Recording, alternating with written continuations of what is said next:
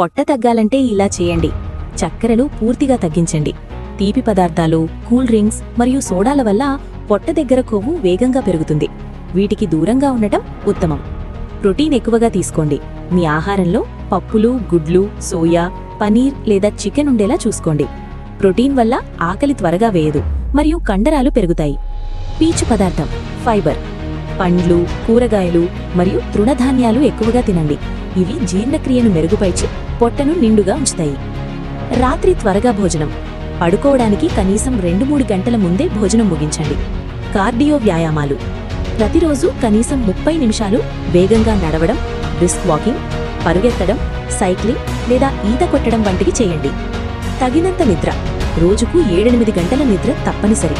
నిద్ర లేకపోతే శరీరంలో కార్టిసాల్ అనే హార్మోన్ పెరిగి పొట్ట దగ్గర కొవ్వు చేరుతుంది. నీరు ఎక్కువగా తాగండి. రోజంతా తగినంత నీరు తాగడం వల్ల మెటబాలిజం పెరుగుతుంది.